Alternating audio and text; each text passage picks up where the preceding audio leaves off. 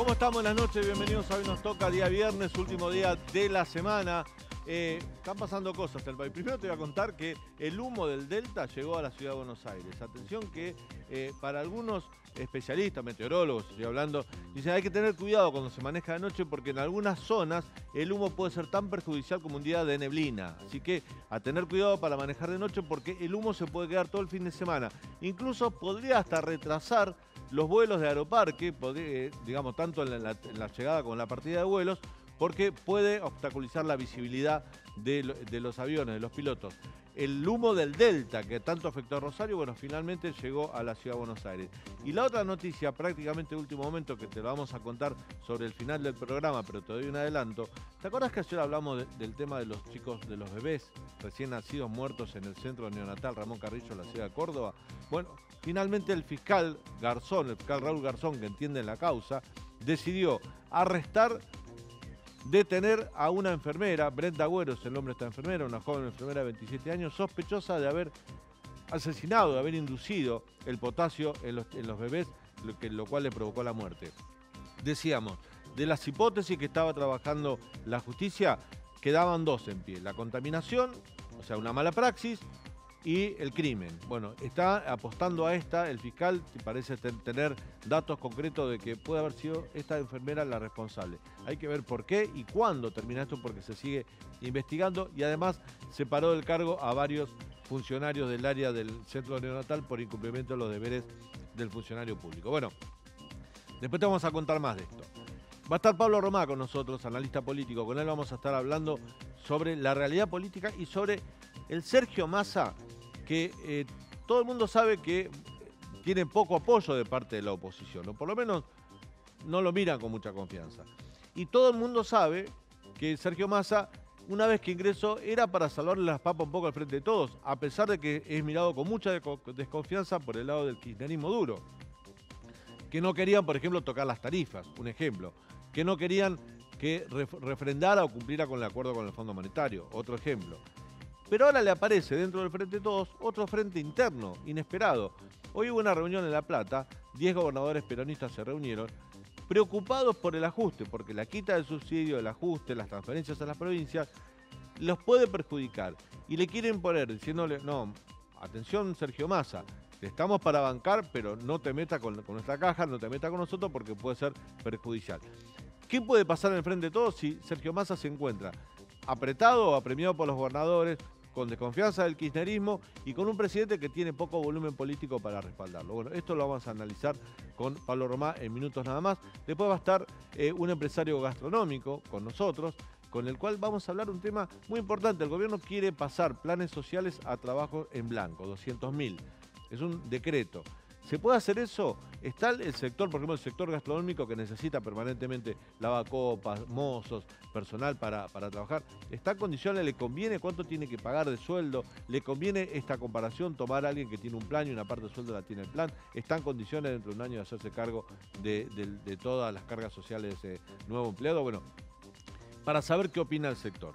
Leandro Dario tiene mucha información económica y ahora sí me meto en el comentario editorial del día, un poco breve, pero me parece que todavía no nos dimos cuenta que estamos asistiendo a un hecho histórico para la justicia y para la política, que es el juicio que se está llevando adelante en la causa Vialidad, así se llama la causa, pero en realidad es una causa donde Cristina Kirchner, su marido Néstor Kirchner, que ya falleció por supuesto no, pero que también estaba denunciado por encabezar una asociación ilícita junto con organizadores como Julio De Vido, José López, Barata, el empresario Lázaro Báez, una asociación ilícita para amañar licitaciones, para otorgar obra pública a un empresario amigo y para hacer caja.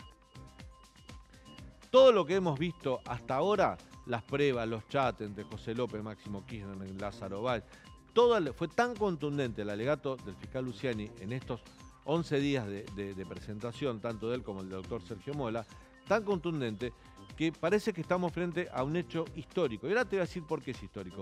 Pero antes, para darle una magnitud al tema, escuchaste el fragmento de lo que dijo hoy el fiscal Luciani en el último día de alegato, porque el lunes es cuando va a pedir las condenas. Escuchémoslo. Mientras en Argentina muchos ciudadanos por los altos niveles de pobreza y desocupación no logran cubrir necesidades básicas, Lázaro Báez, que era Néstor Kirchner y Cristina Fernández, su familia, su entorno y los expresidentes eran la contracara del país, porque se enriquecían ilegalmente a costa de los magros recursos del Estado. Este monotributista, al concluir el segundo mandato de Cristina Fernández, era dueño de 415.000 hectáreas solo en la provincia de Santa Cruz.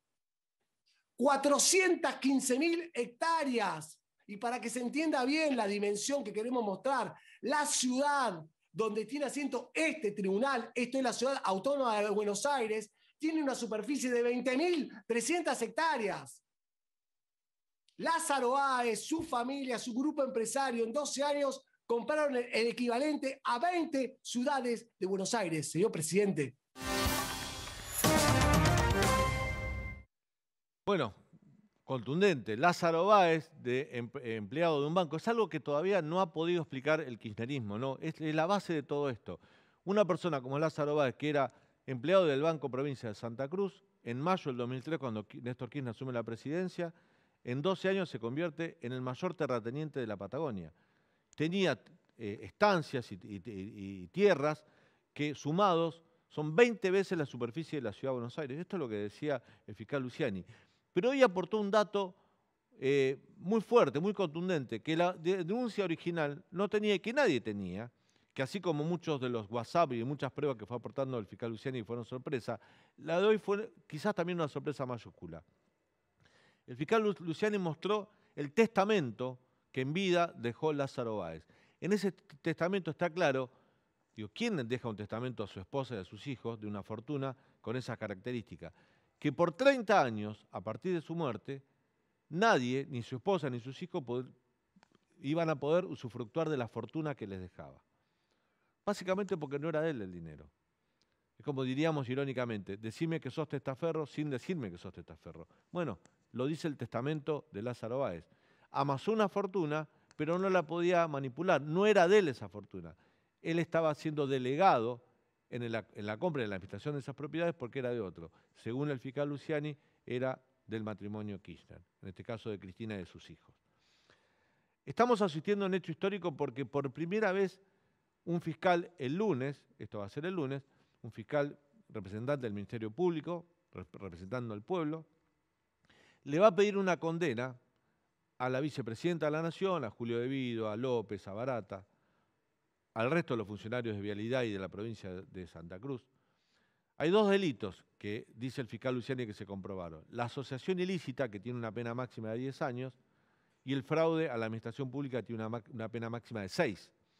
Pero cuando los dos delitos se cumplen por el mismo cometido y en tiempo real, como diciendo los dos delitos para la misma causa, se suman. Cristina podría recibir un pedido de prisión de hasta 16 años. Después se evalúan los antecedentes, se evalúan otras causas en las cuales Cristina, como Otesur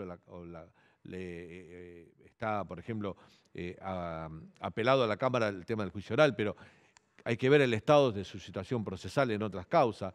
José López, De Vido, que estuvieron presos en otras causas. Lázaro Báez, que también estuvo preso. Hay que ver cómo si se suman o no las condenas. Todo esto es apelable.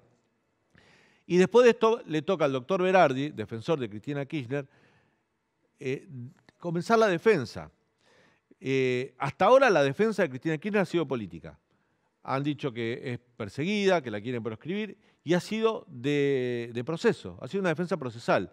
Siempre impugnaron a un juez, impugnaron a otro juez, impugnaron al fiscal, mostraron alguna que otra foto, pero nunca se dedicaron hasta ahora a matar las pruebas o a contraponer pruebas que derriben la credibilidad de las pruebas que presentó el fiscal Luciani. Ahora tienen tiempo para hacerlo porque comienza la parte de la defensa. Las pruebas son contundentes. Vamos a ver si tienen las suficientes pruebas para terminar con esa contundencia que uno parece que esgrimió el fiscal Luciani. Pero digo que es histórico porque hasta ahora ni Carlos Menem, que fue condenado y no fue preso porque fue senador y siempre estuvo fueros que lo mantuvieron fuera de la cárcel, que fue condenado por el tráfico de armas a Croacia hace muchos años, ni a Carlos Menem se lo juzgó en el poder, como se la está juzgando en el poder a Cristina Kirchner, que no solo es la líder del espacio político y 2 veces presidenta, sino que es la actual vicepresidenta de la Nación. Estaría bueno que como sociedad entendamos que la corrupción con la política no son accesorios. La corrupción no es un accesorio de la política. No necesariamente para gobernar hay que tener amigos que corrompen para vos en la obra pública, las licitaciones. Y esto va para todos los partidos políticos, no solo para el kirchnerismo. Ahora está siendo jugado el kirchnerismo. Quizás mañana le toque a otro. Pero no tiene que ser así. La corrupción tiene que ser desterrada de la vida política argentina. Nosotros aprendimos a vivir en democracia y a valorar la democracia luego del juicio a las juntas militares. En ese juicio, cuando dijo nunca más, dijo el fiscal Estracera, teníamos que vivir todas las aberraciones que por suerte nunca más volvieron en la Argentina, como fue la que vimos en la dictadura militar. Pero eso le terminó de convencer a la sociedad argentina que el partido militar o la salida militar no era viable. Y decidimos vivir en democracia. Una democracia que está en deuda con los argentinos. Porque como decía Alfonsín, cuando la democracia se come, se cura y se educa, lamentablemente en 40 años de democracia, todos los gobiernos que pasaron no nos dieron de comer a todos, no educaron a todos porque la calidad educativa se vino abajo, y no sanamos a todos, no curamos a todos. No hubo un progreso como sociedad. Lamentablemente hay un estancamiento y un retroceso en muchos sectores. De hecho, la mitad de los argentinos son pobres, más de la mitad de los chicos son pobres. Pero aún así decidimos seguir viviendo en democracia. No esperamos la salida salvadora que en otro momento las dictaduras militares que traían sangre, dolor, violencia en la Argentina. Decidimos vivir en democracia. Un juicio nos convenció de que este era el camino. Ojalá que este juicio, más allá del resultado, sirva para entender que la política y la corrupción tienen que estar separados. Sea este partido político, estén en la oposición o estén en el gobierno. Nunca más corrupción en Argentina. Ojalá que sea el mensaje que deje este juicio histórico que todavía tiene mucho por recorrer. Quédate con nosotros hasta las 22. Esto Hoy Nos Toca, aquí en el canal de la ciudad. La prueba reunida demostró que todos los funcionarios públicos imputados no solo se conocían entre sí antes del comienzo de la ejecución de la maniobra, sino que también mantenían una férrea relación de confianza.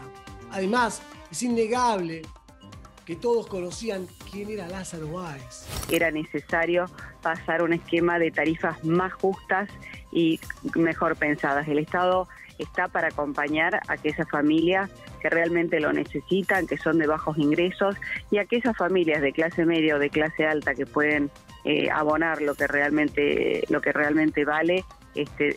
Deberían de hacerlo. Si tenemos que tener acuerdos sin duda en los grandes temas, si buscamos los acuerdos en los grandes temas, los buscamos en el Parlamento, los buscamos en el Consejo Económico y Social, es muy fácil opinar desde afuera sobre otro país. Uno se pregunta, bueno, ¿por qué no tienen los demócratas una alianza con los republicanos, digamos, ¿no? Y no se vería eso posible. Bueno, ¿por qué así, acá sí y allá no? Todo lo que sea acercar posiciones, todo lo que sea generar diálogo, generar vínculos y trazar un objetivo que lleve a una Argentina que incluya, que genere oportunidades y con esta sensación linda de un futuro mejor para todos, bueno, nosotros lo celebramos.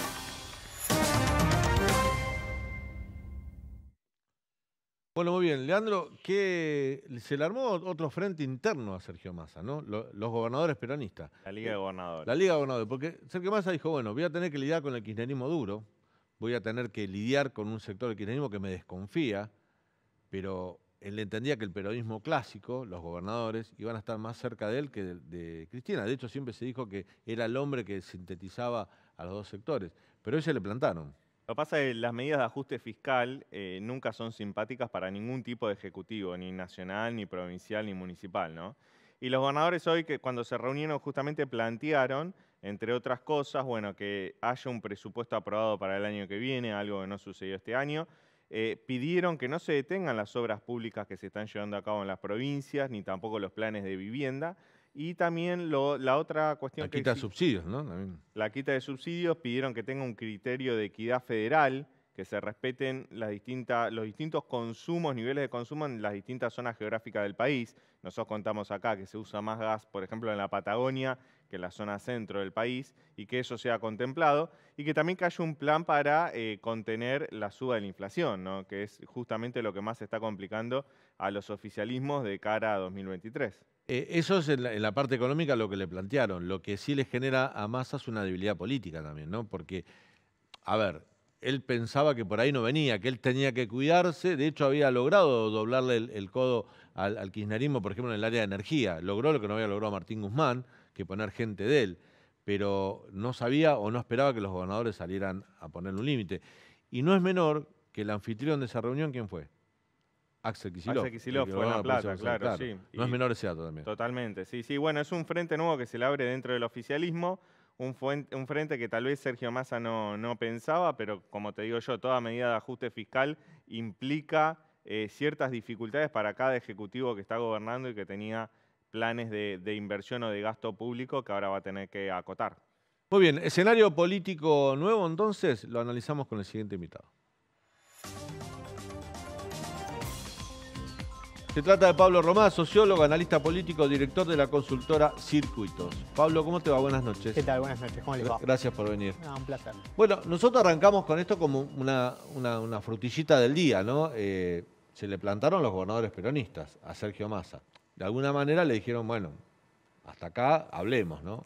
Sí, yo creo que la discusión tiene que ver un poco con... Yo coincido con lo que decía Leandro recién, digamos, ¿no? La magnitud del ajuste. Y siempre, cuando se arma el consenso del ajuste, siempre se piensa en el otro, digamos, ¿no? Nunca en el propio ajuste. Yo creo que los gobernadores, digo, no porque necesariamente formen parte del consenso del ajuste, pero sí están defendiendo parte de su, bueno, caja, si queremos decirlo, parte de sus ingresos, ¿no? En un contexto de una distribución muy regresiva de los ingresos. Entonces me parece que ahí hay una tensión. Yo creo que Sergio Massa tiene que equilibrar mucho entre lo que es la demanda del mercado y la demanda social, que la demanda social tiene un nivel de urgencia enorme y yo creo que no puede, digamos, hacer el ajuste sin contemplar y el ajuste implica afectar intereses sociales, populares. Sí, ahora, ¿es viable eso? Y bueno, yo creo que parte de toda esta tensión está puesta en ese punto. Porque si... ¿Qué alternativas tiene, Pablo? Porque también la alternativa sería romper con el Fondo Monetario, olvidarse de los objetivos, entrar en default, aislarse del mundo, que es un poco lo que propone el kirchnerismo duro de alguna manera. Mirá, ¿no? Ayer, digamos, ¿no? Ahí en el encuentro en el Consejo de las Américas, él dijo, bueno, sin paz social no hay crecimiento y sin crecimiento no hay paz social. Y yo creo que ese es el punto delicado. Ahora, yo creo que hay que ser más creativo. Me parece que pensar solamente que con el ajuste esto se resuelve, una solución tan simple a un problema tan complejo, me parece que habla más de los que plantean la solución que de la realidad. Te pregunto esto y lo dejo a Leandro, que sabe mucho de economía. La debilidad política de Alberto Fernández, que es muy notoria prácticamente. Ayer hasta decíamos, acá contamos que hasta Jorge Argüello, el embajador argentino de Estados Unidos, lo presentó a Massa como el presidente en el Council de América. Parece ser que la debilidad política ya es demasiado notoria del propio presidente. Cristina tiene otra agenda que la agenda judicial y lo dejaron como a Massa a cargo del gobierno. ¿Eso es bueno o malo para él? ¿Para Alberto Fernández o para Massa? No, para Sergio Massa. No, yo creo que es bueno para Sergio Massa. Sergio Massa tiene una responsabilidad importante. Y el que está en política quiere asumir responsabilidades, digamos. Me parece que eso no está en discusión. Ahora, el problema que tiene es un problema serio. Eso es desde ya. Y yo creo que él cuenta con el apoyo político del kirchnerismo, eso es indudable. Yo no veo una tensión tan marcada. Massa enfrentado al kirchnerismo. Me parece que sin un acuerdo más profundo con el kirchnerismo, Massa no hubiese podido ser ministro de Economía. Y yo creo que al kirchnerismo también le interesa acomodar esta situación. Porque imagínate en un escenario electoral el año que viene, en este contexto, y no le sirve a nadie, digamos, ¿no? Ahora, la discusión con Alberto Fernández y con Massa, que yo creo que es la discusión que está planteada, aunque no esté dada, está planteada, es sobre la intervención del Estado, el tema de la regulación, el control, esto de los 20.000 millones en toalla. Tiene que ver también con que hoy, en este contexto de distribución regresiva del ingreso, de desigualdad social, de puja distributiva tan fuerte, el sector empresario hoy es el sector más indisciplinado en términos sociales, digo, ¿no? Los sectores populares están contenidos, mediatizados, vía plan. Ahora, el sector empresario es el más duro, el que más le cuesta sentarse a negociar, el que más le cuesta acordar. Digo, y la debilidad de Alberto Fernández que vos planteabas, y bueno, la corrida cambiaria la dejó expuesta, ¿no? Y cuando vos mirás la corrida cambiaria y mirás y retrocedes y agarrar la lapicera a Alberto, de Cristina Fernández de Kirchner, bueno, si no construís fortaleza, te puede pasar esto, ¿no? Y yo creo que eso, digo, el punto más crítico que le pasó al presidente. Ahora, tendrá que reacomodarse y encontrar un lugar en este esquema, que es complejo. En ese contexto, ¿cómo incidiría dentro del Frente de Todos, en el contexto que acabas de describir, una eventual condena a Cristina Fernández de Kirchner? No, yo creo que sería muy, muy duro para el Frente de Todos. Creo que, digo, me parece que hay una discusión también, digo esto más político, no en términos judiciales. Sí, políticamente hay como un cierto consenso también en un sector de la sociedad que al kirchnerismo hay que correrlo políticamente, ¿no? Se planteó con Alberto Fernández el hecho de decir, bueno, Alberto Fernández podrá deshacerse del kirchnerismo y el albertismo generar un espacio de centro con alianzas con Horacio Rodríguez Larreta, digo, ¿no? Como especulaciones. Yo creo que eso está planteado, que el juicio habilita a esa digo, le da cuerpo a esa hipótesis.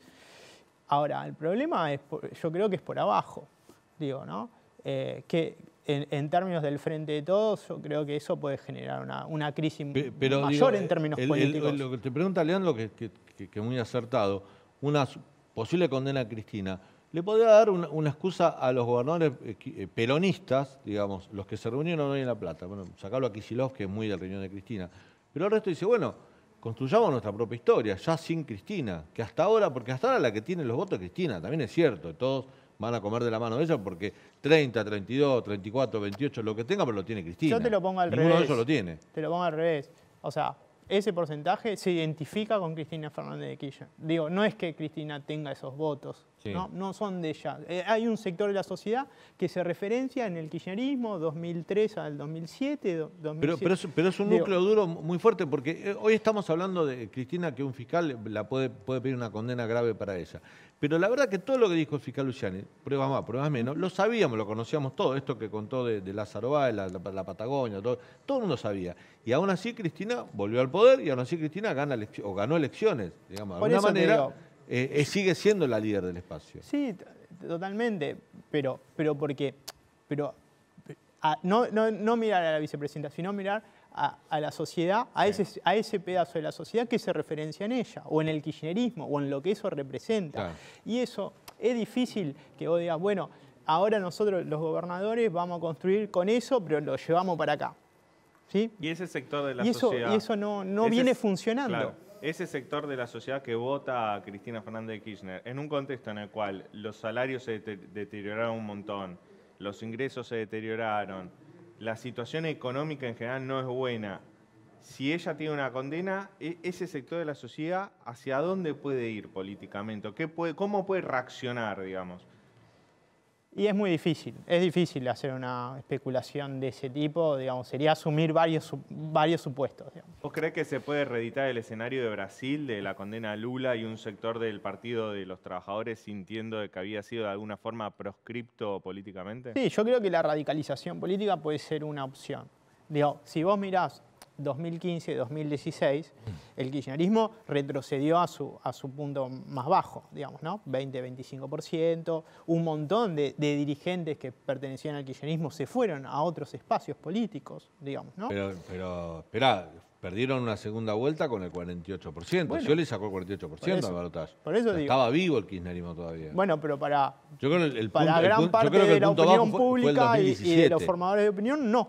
Pero el peor momento quizás fue el 2017, cuando perdieron en casi todo el país y Cristina perdió la provincia de Buenos Aires contra Esteban Burlich. O sea, eso fue un dato no menor. No, desde ya, por eso. Son 2 derrotas consecutivas y después un triunfo en 2019, digamos, ¿no? Aportando gran parte del caudal.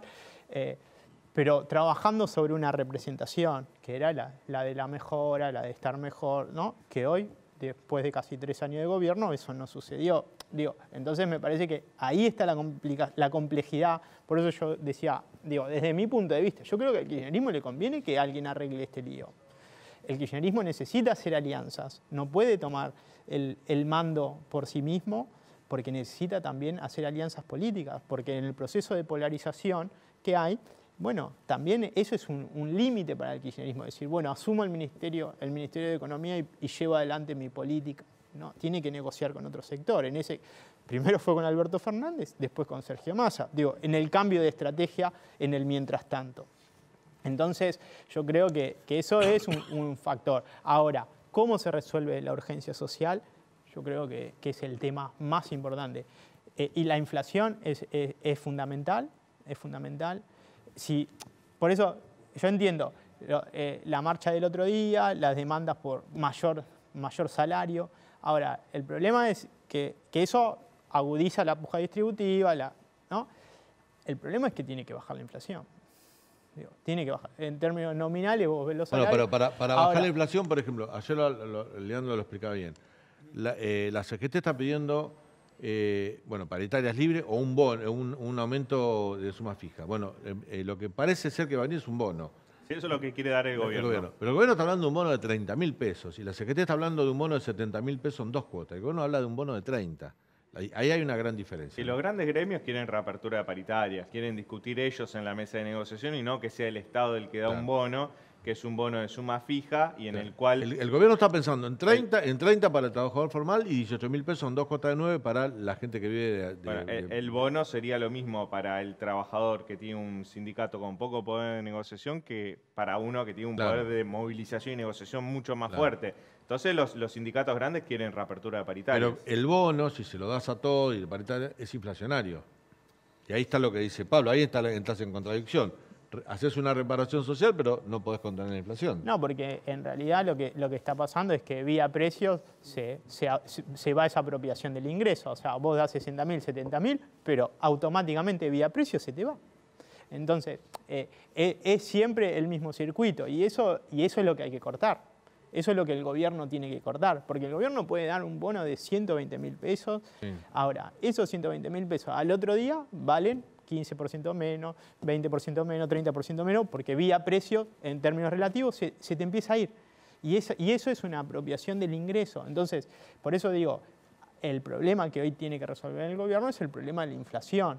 Y por eso tiene que tratar de generar un acuerdo con los sectores empresariales, con los formadores de precios, que no es meramente un acuerdo de precio que nunca se cumple.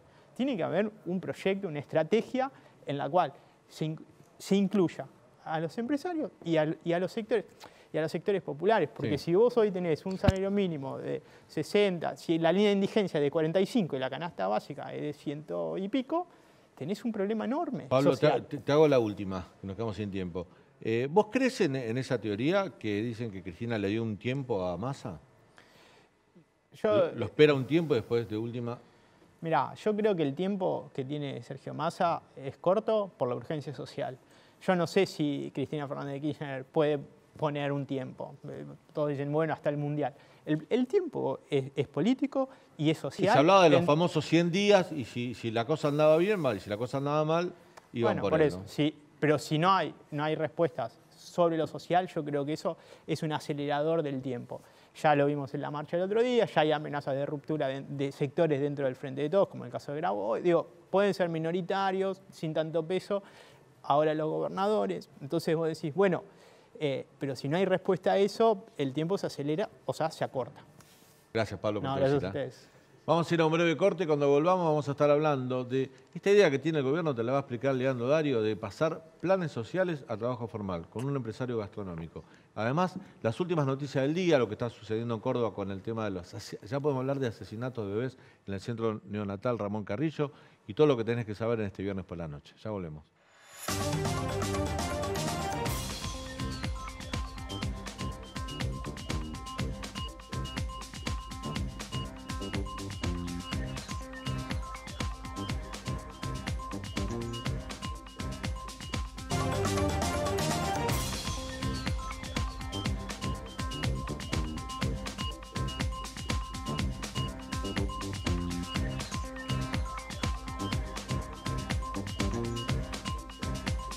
Bueno, hoy va a salir un decreto del Poder Ejecutivo Nacional que establecía las condiciones para que 200.000 beneficiarios del plan Potenciar Trabajo, tengo Sí, entendido, así es. pasen al mercado formal de trabajo, con algunos beneficios para quienes sean los empresarios empleadores. ¿Por qué no nos contás un poco, Leandro? Sí, bueno, el programa este se llama Puente Empleo, es un programa en el cual Sergio Massa viene trabajando hace tiempo, que mediante un decreto de necesidad y urgencia que iba a salir hoy, todavía no lo hizo, seguramente salga o el fin de semana o el lunes, estipula que 200.000 beneficiarios del programa Potenciar Trabajo van a pasar al mercado laboral formal. ¿Y qué va a hacer este programa? Bueno, básicamente durante un año, estos trabajadores que sean contratados en blanco, bueno, el empleador tiene bonificados los aportes y las contribuciones, solo va a pagar ART, sindicato y cargas sociales, y el Estado va a pagar los 22.000 pesos del programa Potenciar Trabajo, se van a integrar dentro del sueldo que tenga esa persona. Es decir, el empleador va a pagar un sueldo dentro de los cuales 22.000 pesos los va a poner el Estado. Va a seguir cobrando el plan y el resto del salario se lo paga el empleador. Así Pero en es. cuanto a las cargas sociales, aportes, obra social, todo eso, aportes previsionales, ¿lo va a absorber el empleador o va a haber un beneficio? No, el Estado va a pagar aportes y contribuciones y el resto lo va a pagar ¿Por cuánto tiempo? por un año. Y al cabo de ese año, la persona que está trabajando, en este caso, va a decidir si quiere continuar en blanco trabajando o si prefiere seguir cobrando el plan. O sea, es un programa por 12 meses y que al cabo de los 12 meses la persona empleada es la que decide si sigue en el puesto de trabajo o vuelve a cobrar el plan. Bueno, uno de los sectores que podría beneficiarse con este plan, en el caso que decidan tomar empleados abaratando los costos laborales, porque tienen una parte del subsidio del plan social y las cargas sociales de parte del Estado, es el sector gastronómico. Vamos a hablar con el siguiente invitado, que es del sector, que nos puede servir para analizar el tema. Se trata de Santiago Olivera, psicólogo, emprendedor gastronómico, hincha de River, el hombre. Santiago, buenas noches, ¿cómo te va? Hola Daniel, buenas noches, ¿cómo estás? Gracias por atendernos. Bueno, ahí Leandro explicaba de qué se trata. Digo, vos sos gastronómico, podés tomar mozo, lavacopa, cocineros, empleados de todos los rubros del sector. ¿Te sirve el plan? ¿Te interesa? ¿Te parece que lo va a tomar el sector? ¿Lo va a aprovechar? A ver, obviamente hay que esperar la letra chica, porque el título está buenísimo, más allá del sector gastronómico me parece interesante poder salir de la lógica de los planes y que se pueda incorporar toda esa gente al sector formal del trabajo. Eso está buenísimo. Me da miedo siempre la letra chica, porque ahí es donde cambia todo.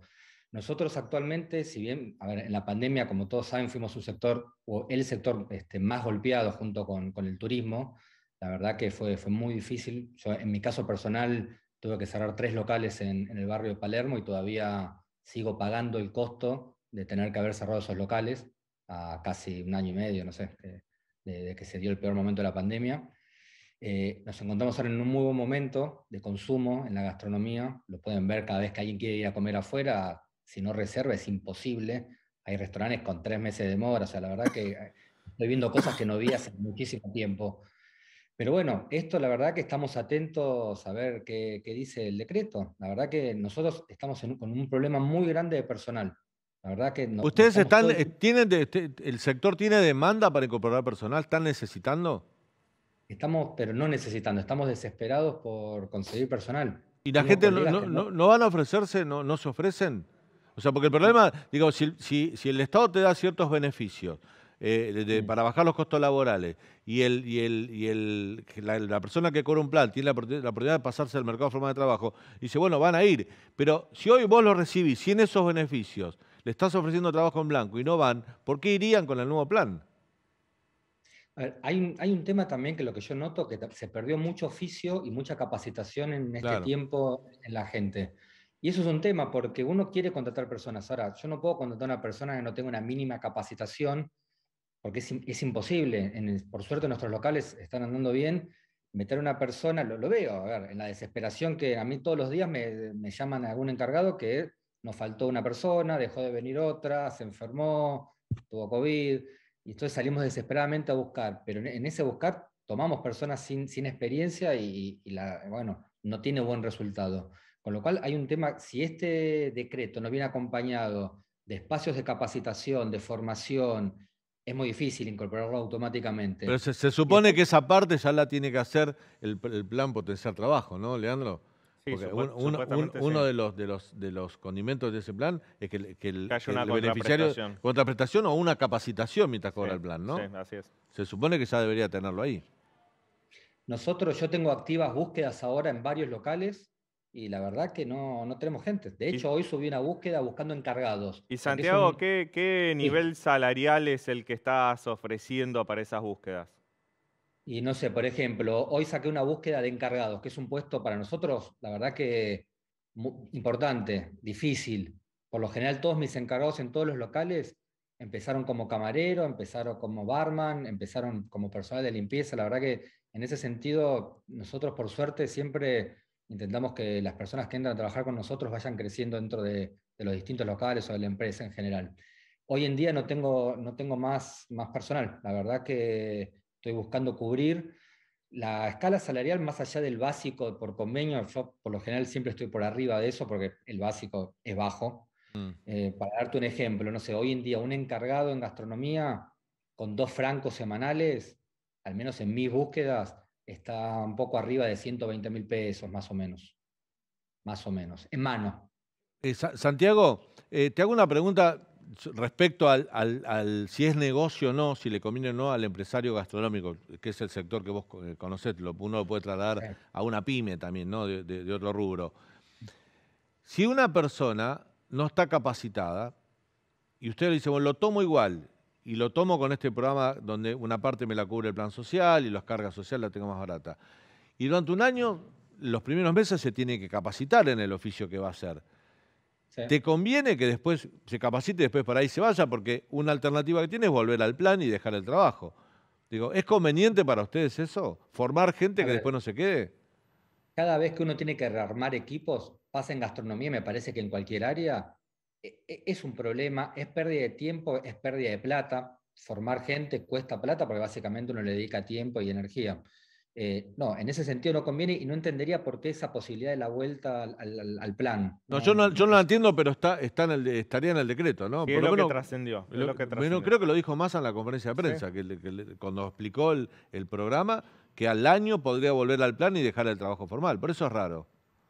Eso, la verdad, a simple vista el título no lo entiendo por qué habría esa posibilidad. Si uno realmente quiere terminar con la lógica de los planes, está bueno que no, no esté la opción de volver. Pero bueno, veremos cuando salga el decreto, veremos qué dicen las cámaras gastronómicas que nos nuclean a los dueños de los bares y los restaurantes, y ahí iremos tomando una decisión. El otro gran problema que nosotros tenemos en gastronomía muy fuerte es el tema de los juicios laborales. Entonces quiero ver un poco también Claro. cómo ese caudal de gente, esas 200.000 personas que quieren incorporar al sistema formal de trabajo, no sean 200.000 problemas en un año. Este es un punto interesante que plantea Santiago, el tema del juicio laboral. Un juicio laboral te hace cerrar un negocio, en un restaurante, digo, es así.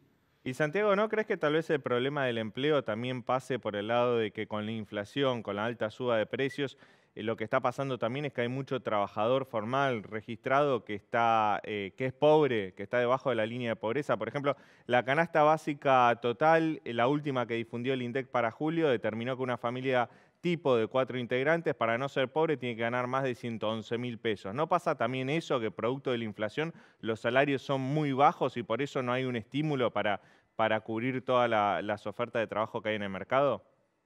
A ver, no hay duda que esa es la gran variable, el tema que ahí nos excede a nosotros manejar la macroeconomía de la inflación.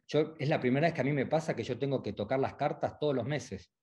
Nunca me había pasado. Yo tengo locales gastronómicos desde los 22 años, creo.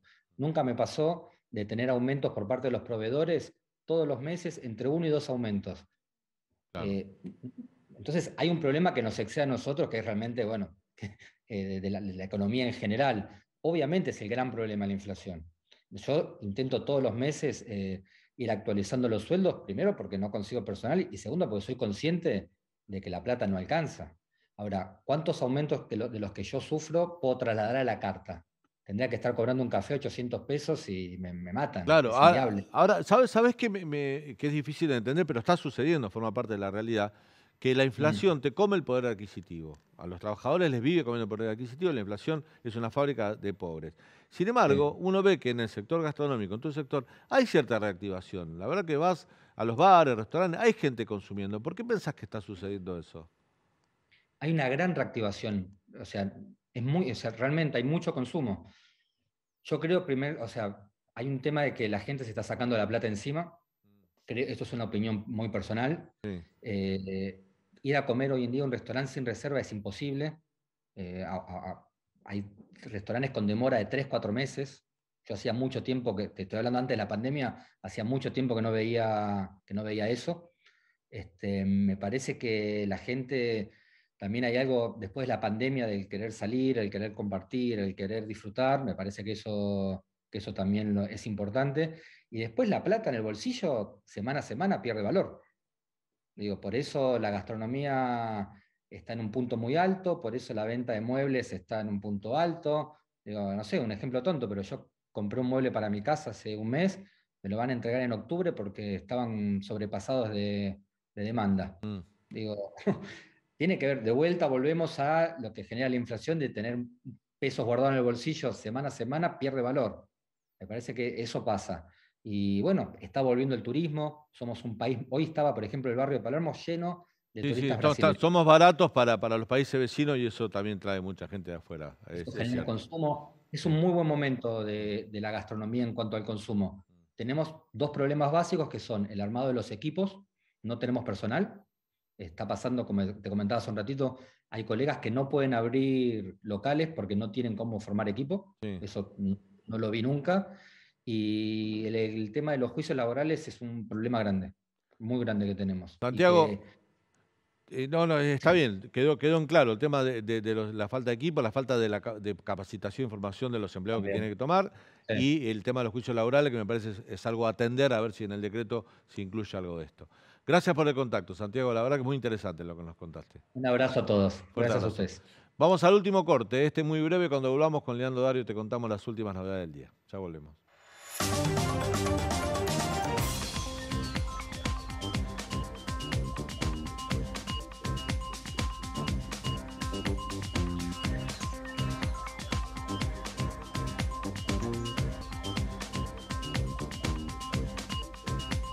Bueno, hay malestar entre los empresarios en la UIA específicamente, Leandro. Sí, así es, Daniel. En la última reunión que hubo entre José de Mendiguren, un hombre que viene de riñón de la UIA. Presidió la UIA en algún momento. Sí, pero que tuvo muchos cortocircuitos con la actual conducción cuando fue elegido Funes de Rioja. Tuvo muchos cortocircuitos porque dijo que lo dejaron fuera de la lista. Bueno, se reunió justamente en la UIA con Funes de Rioja y otros empresarios y recibió fuertes críticas por este adelanto extraordinario del impuesto a las ganancias que pidió la FIP para cobrarlo hacerse antes de ese impuesto, porque justamente los empresarios lo que están diciendo es que podría romper las cadenas de pago y que las empresas ya tienen diagramado su flujo de caja de acá a fin de año. Entonces ese adelanto del impuesto que está pidiendo justamente el Estado para hacerse de recursos y no tener que emitir, justamente genera un problema en los empresarios. Recordá también, Daniel, que en la lista que se difundió esta semana de las celebridades que cobraban el subsidio, había varios empresarios y estaba Daniel Funes de Rioja, el titular de la Unión Industrial Argentina. Entonces, justamente cuando de Mendiguren se junta por primera vez con la UIA, Funes de Rioja le dice, mira, esto va a traer problemas en las empresas, va a romper la cadena de pagos, nos rompe todo el esquema que teníamos y el flujo de caja de acá al mes de diciembre. Bueno, un primer frente que se abre con los empresarios justamente cuando el gobierno necesita hacerse de pesos para no emitir y para justamente inyectar dinero al gasto público. Bueno, ¿no? Que le quieran sacar dinero adelantado de un impuesto que no tenían que pagar ahora es incómodo y se puede entender. Pero ¿cuánto influyó que los empresarios, algunos empresarios, sobre todo el presidente de UIA, estuvieran en esa lista que repudiable de todo punto de vista, porque recibían un subsidio universal y que el Estado daba, ¿no? Porque la verdad que la difusión estuvo mal. Pero ¿cuánto influyó en el humor de los empresarios? Seguramente influyó, Daniel. Vos pensás lo siguiente. Por un lado, Massa, y en este caso la FIP, pero es un plan de Massa, les pide un gesto de buena voluntad. Por otro lado, alguien dentro del gobierno filtra esa lista pegándole a esos empresarios. Y esto te has acordado mucho a cuando Alberto Fernández, el presidente, los acusaba de especuladores, por ejemplo, a los productores rurales, pero al mismo tiempo el Banco Central les pedía que adelanten la liquidación de las cosechas. O sea, por un lado se les pide, pero por otro lado se les pega. Y eso genera mucho malestar en los empresarios. Bueno, la última noticia tiene que ver con un tema que tocamos ayer en el programa, que tiene que ver con lo sucedido en el centro neonatal Ramón Carrillo de la ciudad de Córdoba. Allí se descubrió que entre marzo y junio aproximadamente 10 bebés recién nacidos murieron, todos por problemas cardíacos. Hubo un ocultamiento de parte de la autoridad política, de eso el fiscal se está encargando también de separar y de procesar o de imputar, perdón, a algunos funcionarios del área de salud por incumplimiento de deberes del funcionario público, pero se abrieron varias hipótesis, porque la denuncia no la hace. Se entera el Ministerio de Salud de Córdoba que en marzo que había un bebé que murió de esto, 2 bebés, y en lugar de investigar hicieron como una especie de sumario administrativo. Había que hacer una denuncia penal, porque estaban muriendo bebés recién nacidos que nacían sanos en partos controlados y normales. ¿Qué pasó? El fiscal, lo contábamos ayer, primero indagó a 25 personas, después se quedó con 9 y después se quedó con la sospecha sobre una enfermera. ¿Por qué la sospecha sobre esa enfermera? Porque las hipótesis que quedaron descartadas a la casualidad eran 2. Una, que es el tema de la mala praxis, es decir, una contaminación con potasio, en el caso de los bebés recién nacidos. Ayer lo contamos, Leandro, el potasio acelera el ritmo cardíaco. De hecho, las inyecciones letales que se les aplican a los condenados a muerte en algunos estados de Estados Unidos están hechas a base de potasio. Y todos los bebés que fueron exhumados y las autopsias, en 5 por lo menos dieron exceso de potasio. Les habían aplicado. Entonces, podía haber una contaminación a mala praxis. Pero la situación de Pilar, una nena que sobrevivió, por suerte, después de estar 30 días muy mal, una bebé recién nacida, le encontraron una herida en la espalda necrosada, como que había sido inyectada con algo. Empezaron a averiguar, esta enfermera entró en contradicción, se llama Brenda Agüero, una enfermera de 27 años, que es de Río Ceballos, cerca de la ciudad de Córdoba. Trabajaba hace 2 años y medio en el centro neonatal, y para el fiscal hay grandes sospechas de que haya sido ella la causante de la muerte de los chicos al dedo, o sea, un crimen, un asesinato múltiple. Esta tarde la detuvo, está detenida Brenda Agüero, la enfermera sospechosa de haber asesinado a estos chicos. Procesó e imputó a ciertos funcionarios del área de salud, al director, de hecho al jefe de neonatología también del centro Ramón Carrillo le tocó una imputación. Y ahora se sigue la investigación porque el fiscal pidió abrir el abanico, ya salirse de ese periodo marzo-junio e ir para atrás y para adelante, para ver qué pasó, si hay más casos parecidos a este. Hay un dato que ayer lo hablamos con el legislador Cosar que entrevistamos, y un dato que es prácticamente clarísimo. Una vez que fueron separados todos estos miembros de la comunidad médica, de los profesionales de salud del centro Carrillo, cesaron las muertes. Cuando fueron separados, cesaron las muertes. Es decir, que para adelante no aparecieron nuevas muertes dudosas. Hay que ver si para atrás hay. De hecho, ayer apareció una mamá que no estaba en la investigación diciendo que su hija había muerto en marzo también, en una muerte dudosa, le dijeron muerte súbita, pero nunca estuvo claro. Ahora, la idea es seguir investigando si hay más casos, si hay más bebés. Por lo menos hasta ahora lo que tiene el fiscal, que al menos 5 bebés fueron contaminados con potasio, eso le provocó una muerte por paro cardíaco, y lo que se está averiguando y lo que sospecha el fiscal, por eso detuvo a la enfermera, que esto haya sido un crimen, que haya sido un asesinato en serie, lo cual ya de por sí es una noticia súper impactante. Sucedió en un centro neonatal en la ciudad de Córdoba, y hay algo que decía el senador Luis Juez que tiene razón. Si esto sucede en una clínica privada de la ciudad de Buenos Aires, de clase media, con sectores con poder de protesta, esto sería un escándalo nacional. Pero sucedió en un centro neonatal público en la ciudad de Córdoba que atiende a los sectores más carenciados de la ciudad de Córdoba. 4.500 chicos cordobeses nacen en ese centro neonatal todos los años y en su mayoría son chicos pobres. Quizás por eso no tiene la repercusión que debería tener un caso tan grave como este, y que vamos a seguir de cerca y te vamos a estar contando en la semana que viene cómo sigue la investigación. Bueno, gracias por habernos acompañado. Que tengan lindo fin de semana, cuidarse del humo. Y el lunes a las 9 de la noche los esperamos aquí en el canal de la ciudad para contarte todo lo que sucede en Argentina y en el mundo con esto que es Hoy Nos Toca. Hasta el lunes.